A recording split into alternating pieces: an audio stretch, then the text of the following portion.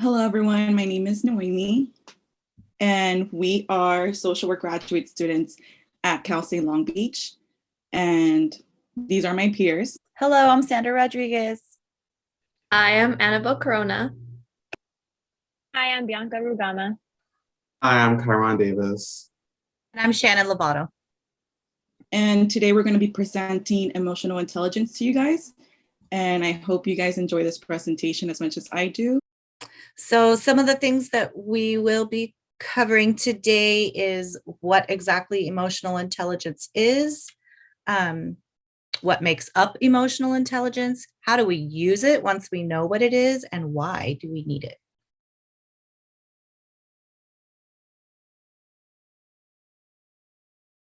Okay, so before we jump into it, we're going to take a little pre-survey just to kind of see where you guys are at, what you guys know about emotional intelligence. You guys can use that by using the link in the chat, or you guys can go ahead and scan the QR code on the slide. So we're right here. We're going to take a couple minutes just to complete the survey. Remember, the survey is anonymous, so do not put any identifying information on the survey.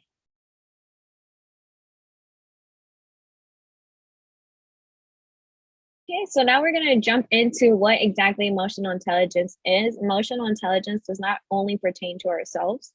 It's understanding our own emotions, but also understanding the emotion of others. Aside from understanding those emotions, emotional intelligence is also how we manage those emotions. So this chart right here explains how emotional intelligence helps us in the work environment and why it's important. Emotional intelligence is important because it helps foster individual, team, and organizational success. Being aware of our emotions allows us to be in control of those emotions, and it doesn't let the emotions control us.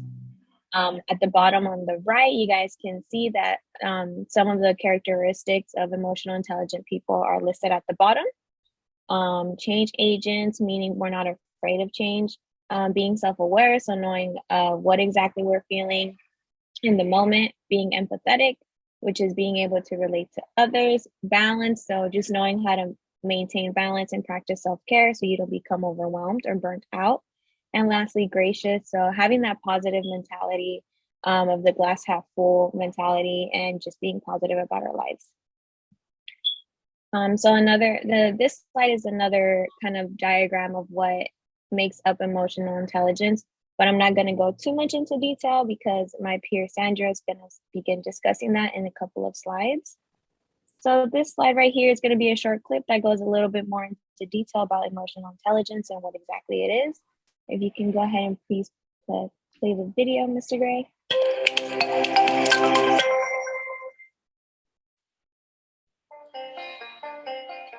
Emotional intelligence refers to the ability to recognize, interpret, and process emotions in yourself and others.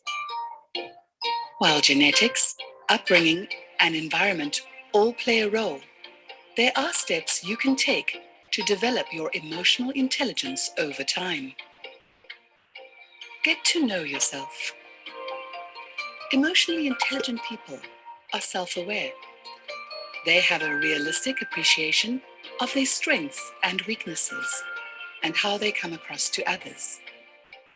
Peer feedback is one way of improving your self-awareness and may uncover a few of your emotional blind spots. Learn your triggers. Linked to the notion of self-awareness is knowing how you are likely to respond in particular situations. Think about how you felt the last time you were under pressure. Did these feelings help or hinder you? Recognizing emotions and the source of these emotions can shift your emotional state. Empathize.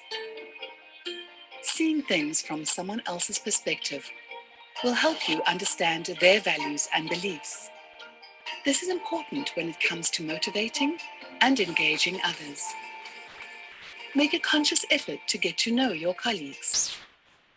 Ask open questions and actively listen to what they have to say, rather than simply waiting for your turn to speak. Be on the lookout for body language and other non-verbal signs, as these may tell you more than someone is willing to express out loud. own your emotions. Part of being emotionally intelligent is about taking responsibility for the way you interact with others.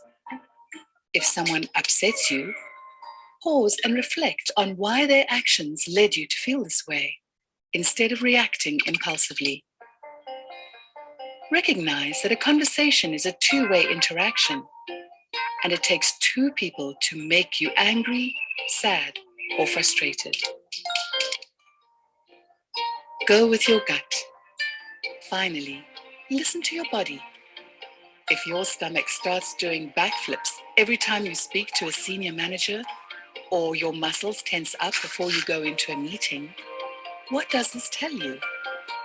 Counterintuitive as it might seem, emotions can be a valuable source of information when making rational decisions at work. Remember, emotional intelligence isn't about suppressing emotions. It's about learning how to recognize, process, and channel them in a way that benefits you and your team. Enhancing your emotional intelligence requires effort, but it can be achieved with sustained practice.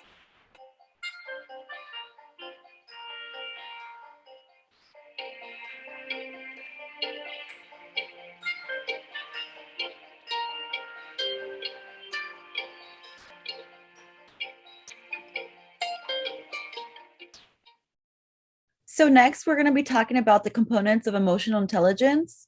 The 5 components are self-awareness, self-management, motivation, empathy, and relationship management. So the first one is self-awareness. And when we think about self-awareness, it's really just being able to recognize how we're feeling, whether we're feeling happy, sad, mad, irritated, or angry.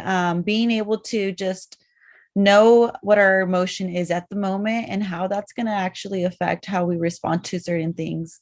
Oftentimes, if we're having a bad day, that may affect how we do at school, or that may affect how we actually interact with our friends. So being able to recognize how we are feeling and how those emotions are going to behave, they're going to affect how we behave and how we interact with different individuals. And the different things that we can use so we could have more awareness within ourselves is being able to identify those emotions, being able to just maybe ask others. There's nothing wrong with asking others or seeking help.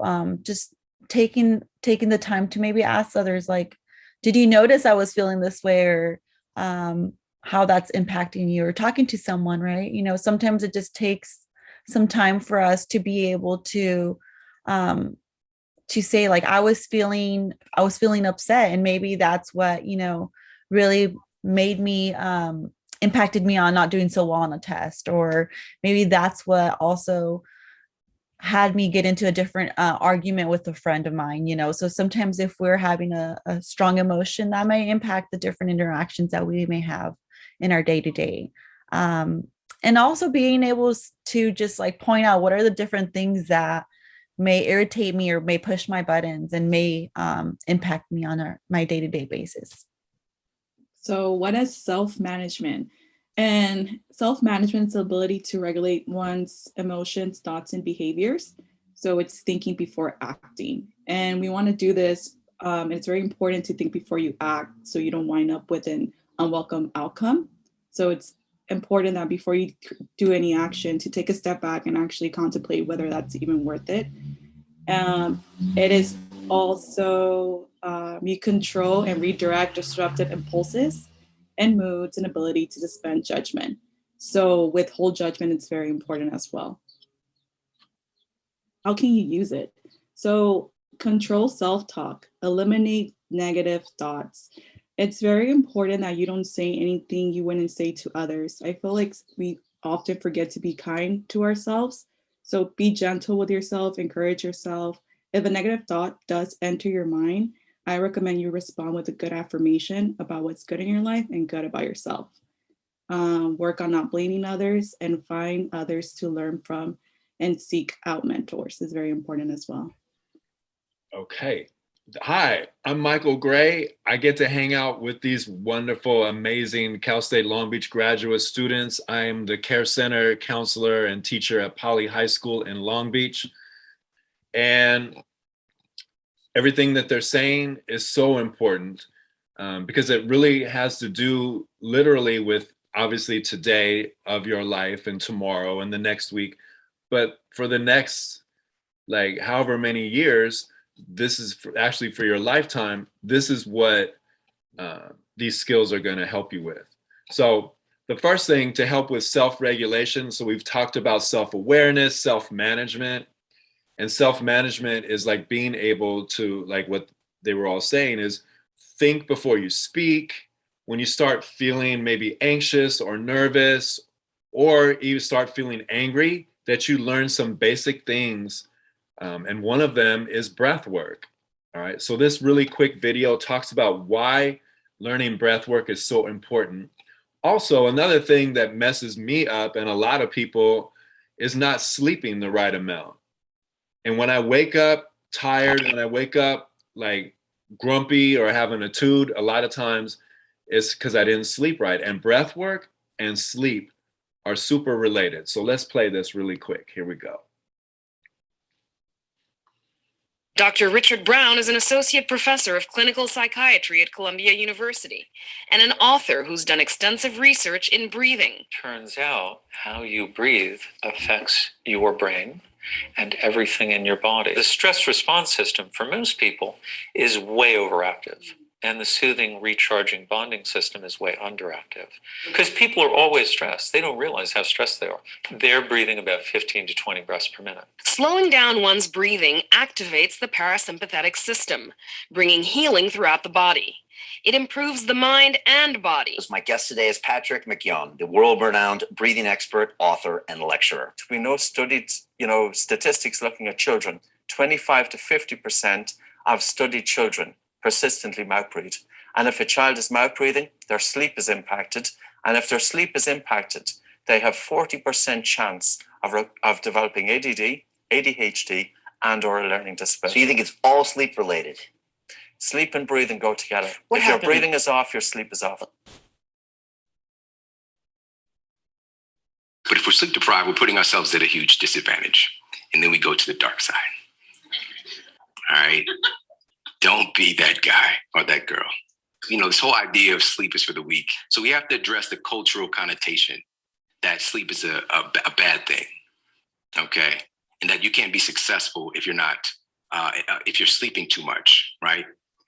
The reality is, when we're sleep deprived, we're radically sacrificing quality. And there's a big difference between doing work and actually being effective, all right? And so we have to address that thing in our mind too. You're not being lazy. You're not missing the boat if you're getting sleep. You're being smart. All right, lastly is this 4-7-8 technique.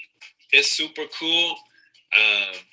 It really emphasizes that your exhale is longer than your inhale. Always in through your nose, right? And you can exhale through your nose too. There's a lot of proponents of exhaling through your nose. For me, I just inhale and exhale through my nose all day. So even when I'm resting, I'm just, right? But for these techniques, I like to exhale through my mouth. All right, 4-7-8, here we go.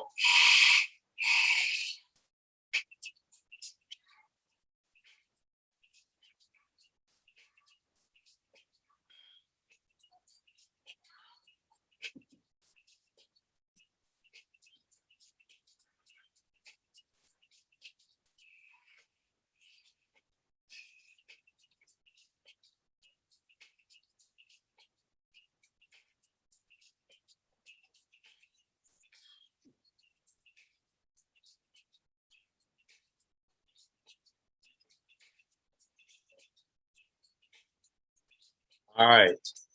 I swear I'm not falling asleep. I promise. If you do that 3 to 5 minutes a day, you will see benefits that you never would expect about in terms of being able to like regulate and manage your emotions and even be more self-aware. All right. Thank you. Thank you, Mr. Gray, for that demonstration of deep breathing and self-regulation. So another component is motivation, and it really is the passion you have to work with, and honestly, it goes reasons beyond money and power or status. So it's really the deepest emotions that guide you towards your goal. And how we use it's by practicing being positive, setting goals for yourself, and identifying opportunities to take initiative. And really, how you can use it to day is you can practice by paying attention to what excites you on your daily life, or even setting apart some time in your schedule to focus on not only like 5 good things that happened to you that day, but also your fears that you experience that day, and really allowing that time throughout your daily schedule, not only to reflect, but to also like figure out what are your motivations that push you on your day to day.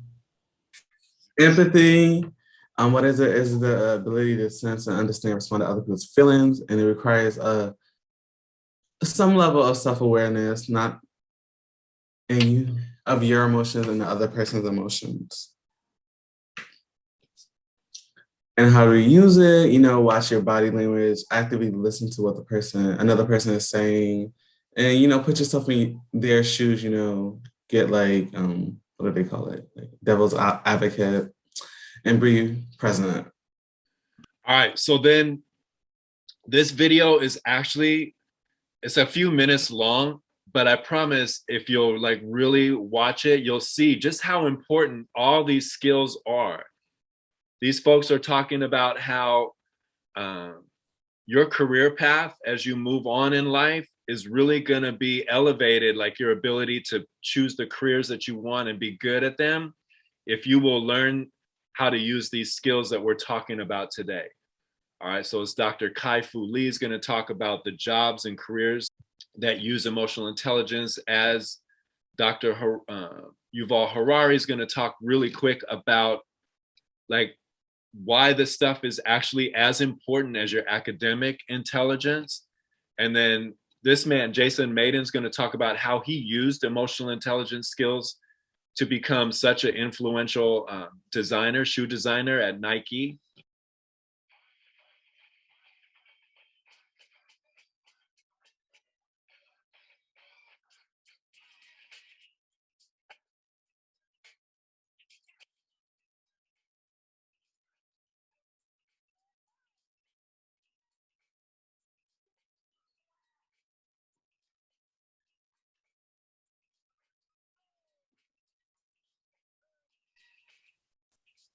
Knowing that the purpose of life is to give and receive love, knowing that you're trying to help people pick jobs that are going to work well with AI, what is that? What should people be thinking about now?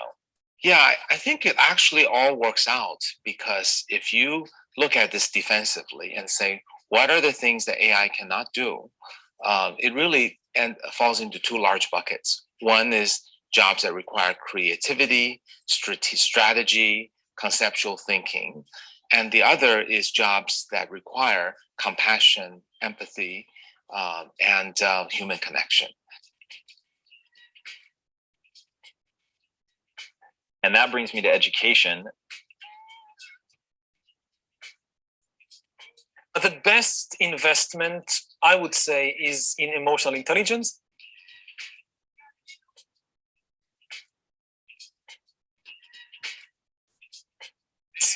And in mental balance, and these kinds of skills of how to keep changing throughout your life, how to keep learning throughout your life.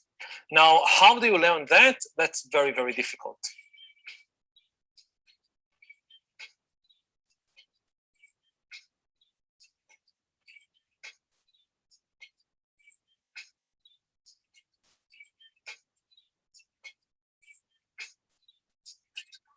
We don't have a college degree in mental flexibility, but these are the most important tools. So whatever you choose, you can go to law school, you can go to ballet school, but you should keep in mind that much of what I'm learning might be irrelevant in 20 or 30 years. So whatever else I'm doing, I should also invest in developing my emotional intelligence, my mental balance, my ability to keep changing and learning and reinventing throughout my life.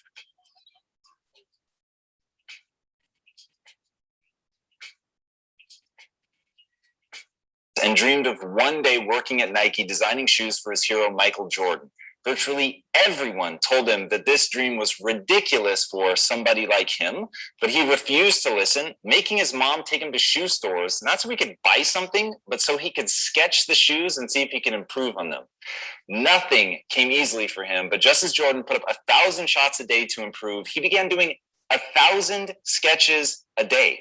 He persisted, and after several rejections, he got a design internship with Nike, becoming the first African-American to do so. While it normally takes roughly 15 years to become a senior designer at Nike, he did it in 5. There's several things that I fundamentally believe are true in terms of difficulty and what it gives you. So for me, being born on the south side of Chicago in a blue-collar environment, you don't make excuses for yourself. There's no such thing as anyone starts life, behind the start line. I look at myself as equal to everyone that I'm in a room with, and the separation between where I want to go and where I am is my work ethic. So my mindset is always that anybody can be great. I want to be the greatest ever at what I do. So everything I touch, everything I pour my time and talent into, I don't think about being great. I think about how can I be the greatest? And that takes a huge amount of introspection.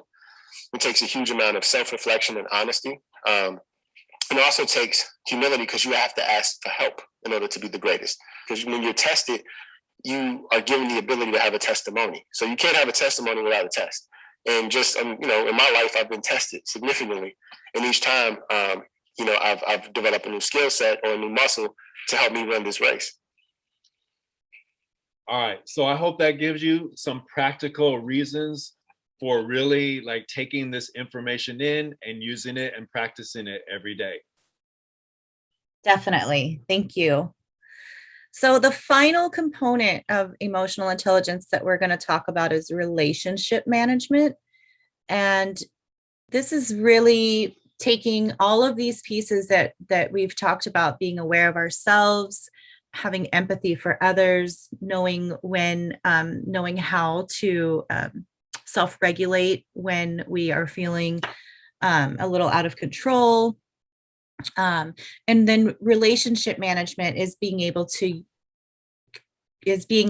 connect with other people, right? So that human connection piece is so important. Think about your closest friend. Think about the power of a hug. Think about just how much we really need to be connected with other people. Like, how do we use relationship management? So we want to treat other people how we would want them to treat us, right? We want to be the kind of friend that we want other people to be to us. Building trust by keeping your word. So if that is something that can become very important to you, to keep your promises and be dependable, you're going to attract the type of people who are going to do the same for you in your relationships. Being honest, communicating boundaries. Boundaries are very important to set for yourself what it is that's acceptable within your friendships, your relationships, and being able to communicate that in a healthy way. When you are able to do that, you'll find that that people will either start to respect them, or it'll start to be clear to you which connections are working for you and which ones aren't. Set realistic expectations for yourself and others. You want to be realistic, right? You want to, and that goes along with acknowledging other people's feelings. That goes along with empathy that we talked about earlier. Really being able to put yourself in the other person's shoes, understand what the other person is capable of, understand what you're capable of, and then really just communicating that and working with that will help you to build those strong connections that we all need in life. Okay, so does anybody have any questions, any comments? So the benefits of EI is basically you get to really understand yourself at a whole other level. And because you're able to do that, you're able to build positive relationships with others and really be able to understand others as well. Therefore, it really helps you resolve conflict. You communicate more effectively, and you really become really marketable for employers when you're able to have those skills. And a little bit more, it just increases your leadership ability, your team performance, your ability to make decisions, how you're able to manage your own stress, but also helping others manage their stress as well. So again, like working with others in a group, and it increases your personal well-being. It really does make you a more happier person for yourself, because you're able to do this on your own and for your own well-being, and it radiates to others. Some of the resources that we found was with the Care Center with the Man of the Hour, Mr. Gray. I do recommend a lot of the students here to stop by and, you know, have the opportunity and access resources. From what I know from Mr. Gray, I know he's very understanding, and I feel like he's really there for his students. So shout out to you. You do an amazing job. I wish I had someone like you when I was in high school. So hey. I could tell you're really passionate about your job. So please stop by, you know, just be there, check out the resources, and I know he will be able to assist you with any questions that you might have. We also have the Rising Tide, which is free tutoring, mentoring, free meals. Operation Jumpsuit as well, which is college scholarships, mentoring, counseling, and tutoring. And also Christian Outreach and Action, food, and they donate, it's food banks, donate diapers, and free clinics. So please share these resources to loved ones, friends, and family. Also a really good resource that we got is NAMI, which is a mental health resources, and it's also parenting support groups. And we have substance abuse hotline, the suicide hotline, and the emotional intelligence lessons that you could check out on YouTube as well. So please make sure you check out these resources. They're here to help you and assist you in any way you can. So take advantage and ask a lot of questions.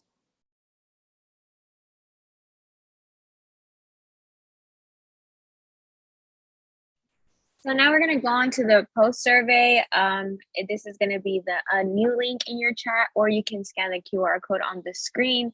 Once again, the surveys are anonymous. This is just to for us to know what you took from this presentation. So please don't put any identifying information anywhere on the survey. We're just going to give you guys a couple minutes to get that done.